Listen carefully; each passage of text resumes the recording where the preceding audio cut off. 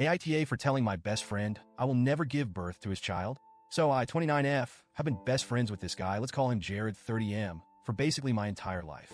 We met in school, and from day one we just clicked. We were inseparable, did everything together. He was the first person I ever came out to as someone who struggles with anxiety and depression, and I was the first person he came out to as gay. We've always had this really deep bond. I love him like a brother, and over the years, we've supported each other through thick and thin. When we were about 15, he came up with this idea. He told me that someday, when he got married, he wanted me to be the one to give birth to his child. I remember it so clearly because it honestly shocked me. He explained how, being a man, he couldn't get pregnant, and he didn't want just anyone to be the surrogate. He wanted someone he trusted with his life, and that person was me. At the time, I didn't really know how to respond. It felt so out of left field, but I had just watched a TV show about a woman who gave birth to triplets for her brother and became severely depressed afterward.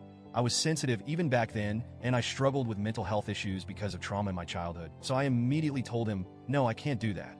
I explained that I didn't think I was emotionally strong enough to go through with something like that. And I was only 15, barely understanding what surrogacy even meant. But Jared, he didn't take it well. He got mad and didn't talk to me for 2 whole days, which might not seem like a big deal. But for us, we'd never gone more than a few hours without texting or talking. So those 2 days felt like a breakup. Eventually, we made up and things went back to normal. But every now and then, Jared would bring up the topic again. Each time I would tell him no, and each time he would get upset. It started to feel like this endless cycle. I would try to explain over and over that it wasn't about him or his future family. I just couldn't mentally or emotionally handle the thought of being pregnant, let alone carrying someone else's child. But no matter what I said, it felt like he just wouldn't hear me. And then, a few months ago, everything came to a head. Jared recently got engaged to his long-term boyfriend. Of course, I was over the moon for him.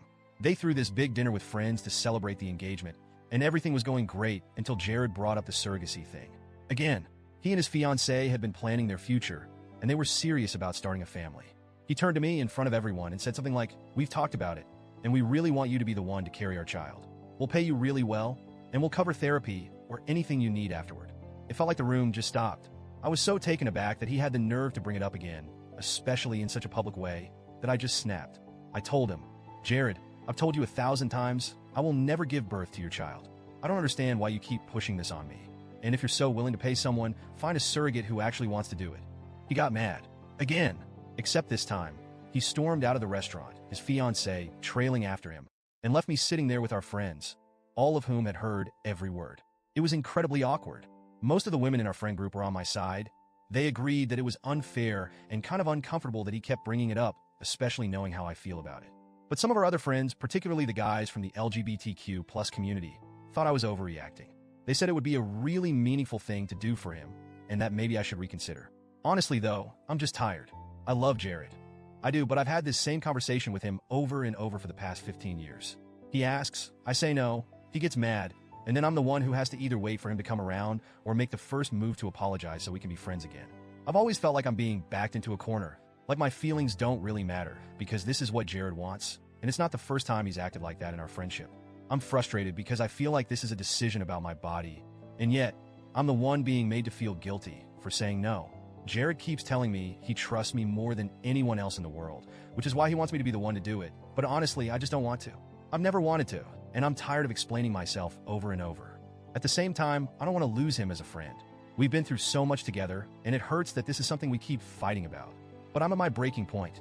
I don't want to be pressured into doing something I don't want to do, especially something as life-altering as carrying and giving birth to a child, even if it's for someone I care about.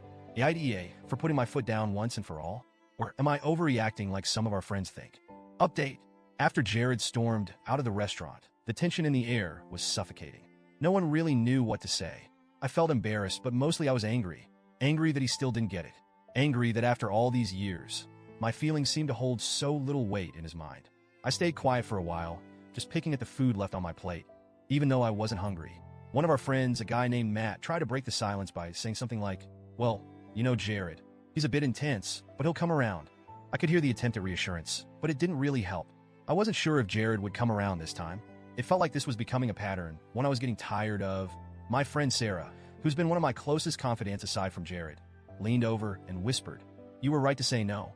He needs to understand your boundaries." I nodded, grateful for her support, but my mind was still racing. Would this blow up the entire friendship? I should probably mention that this isn't the first time Jared has pushed my boundaries. Over the years, there have been moments where I've had to remind him that I'm not just his emotional crutch. I've had my own battles, ones that have left me exhausted at times. Anxiety and depression have been a part of my life for as long as I can remember, and Jared knows that. I've always been open about it because being honest about my mental health is the only way I've managed to keep myself afloat. But sometimes I feel like Jared overlooks that part of me. He's always been the kind of person who sees the world as something that bends to his will, and most of the time he's been able to make things work out the way he wants. I admire that about him. His confidence, his ability to navigate life like it's something that's supposed to go his way. But when it comes to this surrogacy thing, it feels like he's expecting me to mold my life around his plans. The next day, I got a text from him. Just one line. Can we talk? I stared at my phone for a while, debating whether or not to respond. Part of me wanted to just ignore it, to avoid another fight, but I knew that wouldn't help anything. So I replied, and we agreed to meet at his place the next day. I showed up, feeling a mix of dread and determination. I wasn't going to let him bulldoze me into something I didn't want, but I also didn't want to lose one of the most important people in my life. When I walked in, Jared was sitting on the couch, looking tired. His fiancé, James, wasn't there, which I appreciated. This needed to be just between us. Hey, I said softly, sitting down across from him. Hey, he replied, avoiding eye contact. There was a long pause before he finally spoke. I'm sorry I keep bringing it up, he said, his voice low.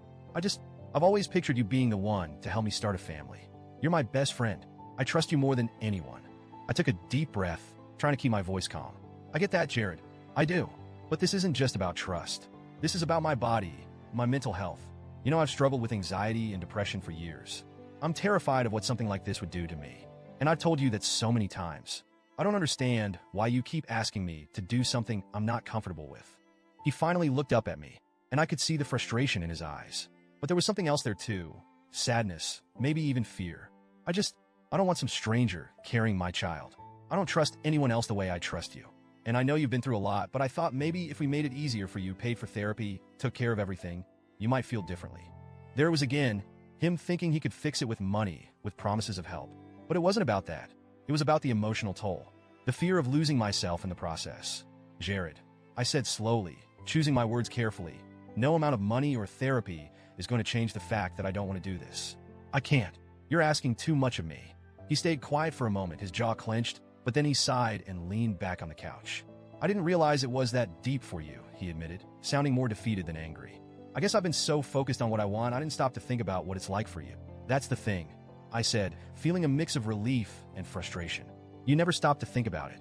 You're always pushing, always making me feel like I have to be the one to fix things. I can't be that person all the time. Jared looked away, and I could see the weight of my words sinking in. For the first time, it felt like he was really listening. I don't want to lose you, he finally said, his voice barely above a whisper. You're my best friend, but I don't know how to stop wanting this. It's been in my head for so long.